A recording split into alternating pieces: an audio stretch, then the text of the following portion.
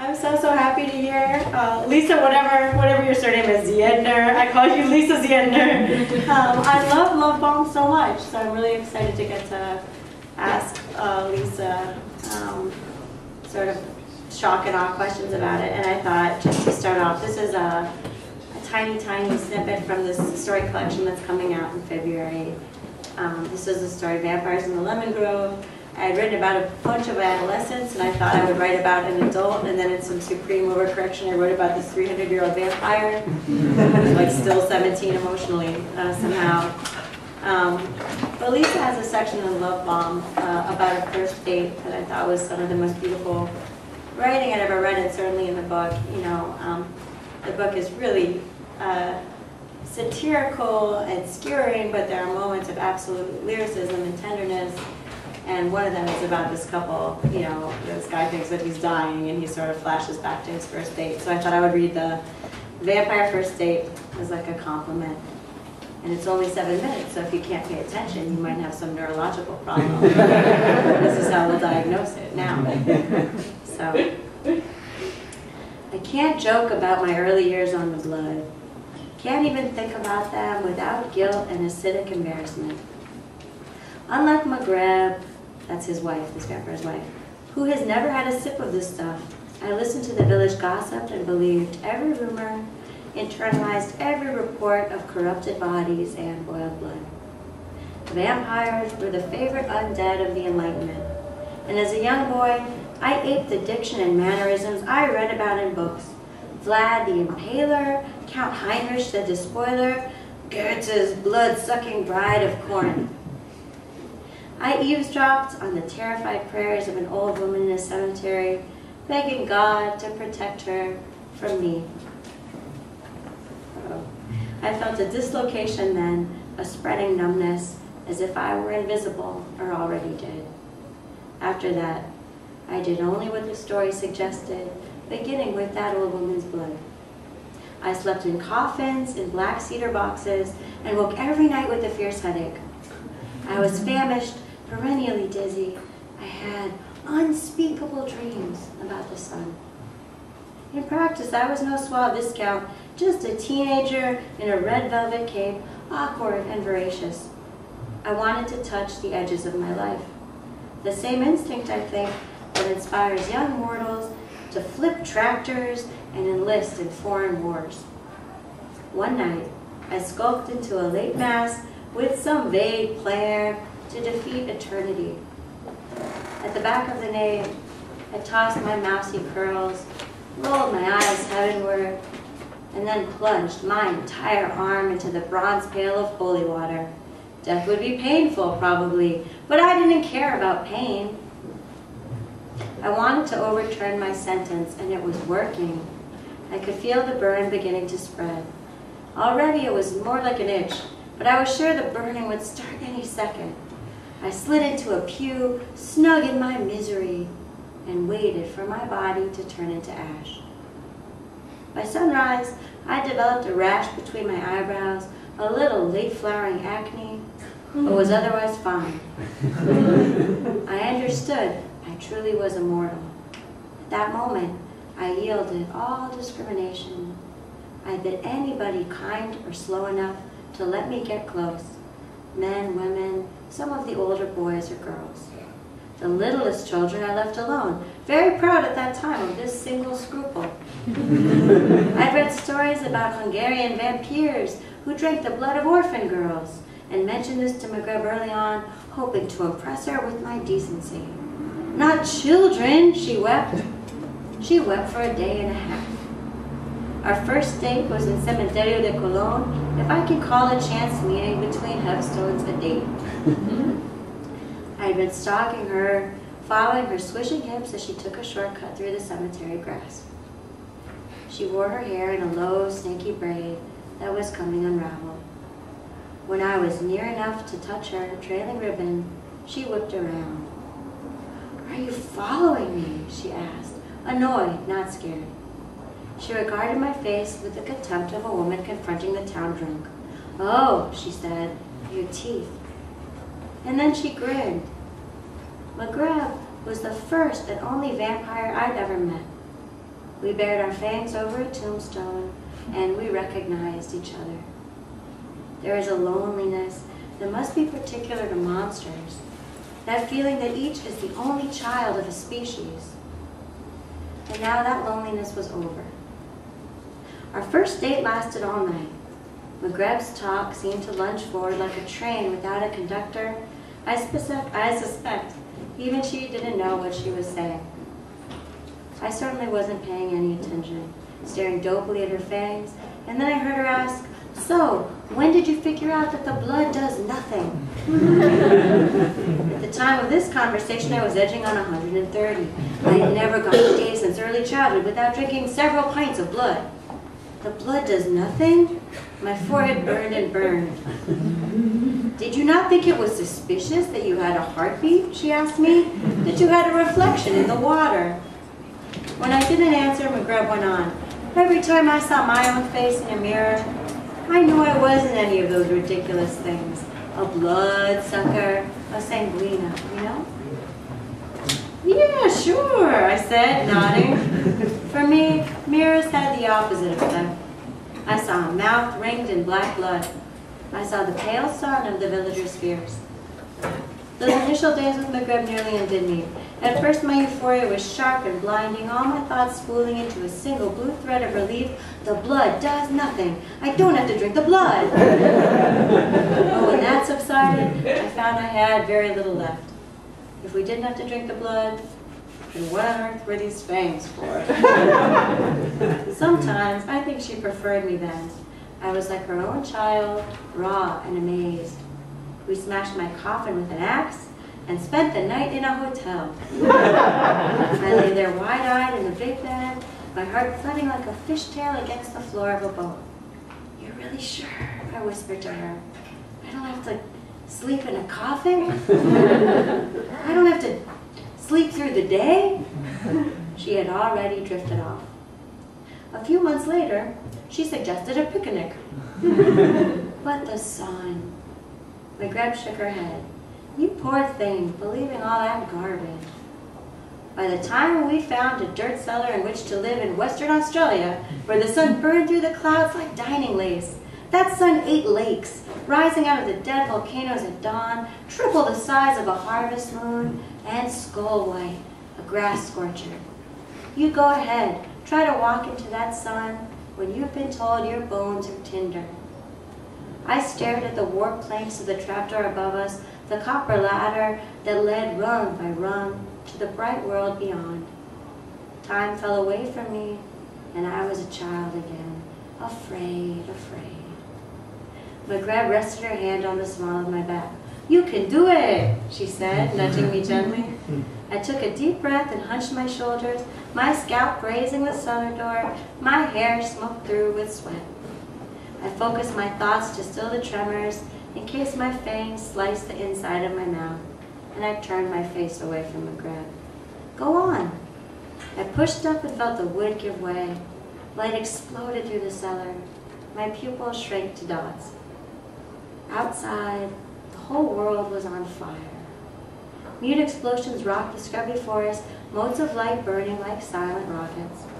The sun fell through the eucalyptus and Australian pines in bright red bars. I pulled myself out onto my belly, balled up in the soil, and screamed for mercy until I exhausted myself. Then I opened one watery eye and took a long look around. The sun wasn't fatal. It was just uncomfortable, making my eyes itch and water and inducing a sneezing attack. After that, and for the whole of our next 30 years together, I watched the auroral colors and waited to feel anything but terror. Streaks of light spread across the gray sea toward me, and I couldn't see these colors as beautiful. The sky I lived under was a hideous, lethal mix of orange and pink. By the 1950s, we were living in a Cincinnati suburb, and at the day's first light in the kitchen windows, I'd press my face against the linoleum and gibber my terror into the cracks. "So," McGreb would say, "I suppose you're not a morning person." Then she'd sit on the porch swing and rock with me, patting my hand. "What's wrong, Clyde?" I shook my head. This was a new sadness, difficult to express. My bloodlust was undiminished, but now the blood would not fix it. It never fixed it, McGrath reminded me, and I wish that she would please stop talking. I'll stop there, guys.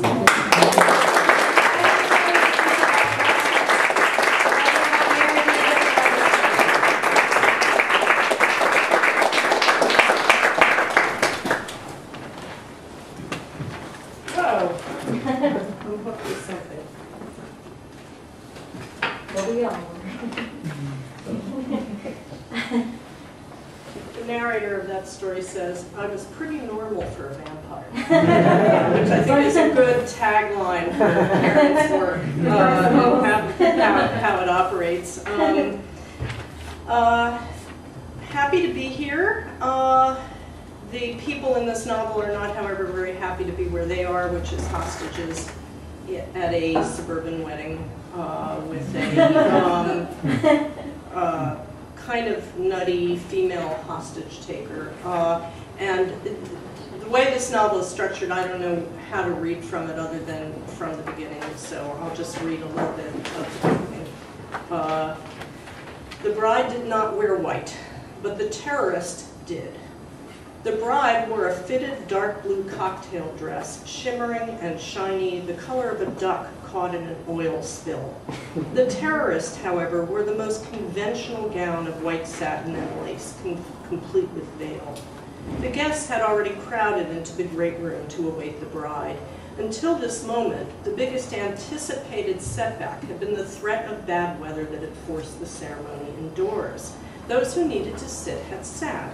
Instead of the familiar strains of Pachelbel's canon, the assembled guests heard a series of whirs outside the door from what sounded like a power drill.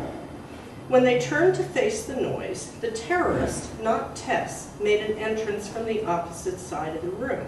She did one runway strut down what passed for an aisle. Then she just spun around and allowed everyone, including the wedding photographer, to get a long look. With her wedding dress, the terrorist wore what looked like an old World War II gas mask, bulky as a scuba diver's. You couldn't see her eyes through the plastic portholes because over the gas mask, she wore wraparound mirrored sunglasses. Her veil was far too heavy for bridal purposes, more like a burqa.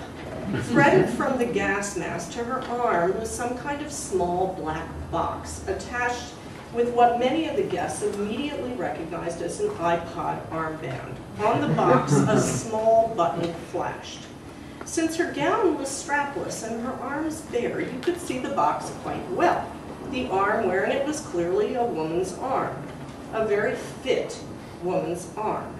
This woman had put in some serious time on the Nautilus machines, the young men would later agree, or with free weights, when her arms became a central question.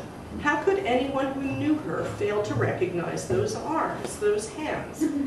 Shouldn't the person in question, the person she wanted to hurt, the person responsible for endangering the lives of 60-odd innocent bystanders, recognize the tone of her skin, her elbows? Her veil was so long that it hid part of her waist, so only as she walked at certain angles could you see that she was wearing a belt that appeared to be made entirely from rounds of ammo, on the side of which was somehow clipped as if it were a cell phone. A sawed-off shotgun? Not a soldier of fortune crowd, but it appeared to be a sawed-off shotgun. Despite the artillery, no one took the terrorist seriously at first. Almost everyone assumed she was part of an arty ceremony. Both Tess and Gabriel had been very secretive about the details of the wedding, revealing only that it would be intimate. The older guests, who believed in the importance of ritual at a time like this, who resolutely understood that your own wedding was the worst possible time to try to get creative, attempted to smile indulgently. But many of the bride and groom's friends looked genuinely delighted. Not that most of the guests required an armed bride in a gas mask in order to be alert, amused, and happy to be there. The groom's sister, Miranda Mobley, was an actress, and as her date, she brought her current boyfriend, a better-known actor. Trevor Hunter, star of action-adventure movies with comic overtones in a long-running TV cop show. In fact, most people's first thought was that the art bride was Miranda. But once Miranda was located in the crowd, they figured the terrorist was the bride herself. But Tess was crammed into the back of the room in her blue dress, just another spectator, therefore not art bride. And the wide-eyed bride looked even more puzzled than her husband. She stood in a clump by the door with the entire catering staff. When the terrorist, voice muffled by the gas mask, boomed in a kind of parodic broadcaster's voice, everyone standing, find a chair, everyone began to smile, laugh, and clap, or almost everyone. Helen Burns, the mother of the bride whose house this was, quickly located her daughter in the guests, and then her future son-in-law, then her son, then her grandchildren, then her tremulous mother in her wheelchair. The Africans also did not appear to be amused. The four friends of the bride and grooms from Chad and Mali, 3 men and 1's wife, who had traveled here for the festivities, may not have been totally versed in American wedding customs, but they knew a real shotgun from a prop. Presumably, did the bride and groom's grandfather, who might be old now but had fought in actual wars. Helen noticed that Delbert Billups Sr. seemed to be trying to calculate all the egresses in the room without moving his head too much. Also highly unamused, the mental health service providers. Helen Burns, the bride's mother, was a therapist with a mere PhD, but the father of the bride, the maternal grandfather of the groom, and a handful of wedding guests were psychiatrists who could call in a script for Thorazine or process a committal right on the spot. They would not think this woman was fetchingly creative. They would think she was schizophrenic. They would think she was schizophrenic just on the basis of the outfit. The outfit alone screamed inpatient. Okay, the terrorist said first, but she was interrupted by a ringing telephone. People no longer turn on off their cell phones even for a wedding. Ooh, that's a really stupid ringtone, she noted. Many laughed as the offender set her phone to vibrate. Let's just turn off our phones, not vibrate, just flat off. Try to be without your phones for a while. Let's do it together on the count of 3. And the guests complied, laughing more as the clashes of the various phones powering down songs cycled through. Now, she said, I'm passing a hat. If you could all just send your phones forward to the aisle and place them in the top hat. Just pass them down the rows, that's it. If you want to help carry it, honey, this to the flower girl. You need to put down the flowers. Yeah, it is heavy. It's a special magician's hat. Gets deeper. Some guests resisted being separated from their phones. One guest, a psychiatrist friend of the bride's father, pointed out that all the phones looked alike. He said he'd be screwed if he lost his address book. I'm not really comfortable with this, the psychiatrist said, very loudly and slowly, as only a very poor psychiatrist would talk to an insane person. Would you please tell me?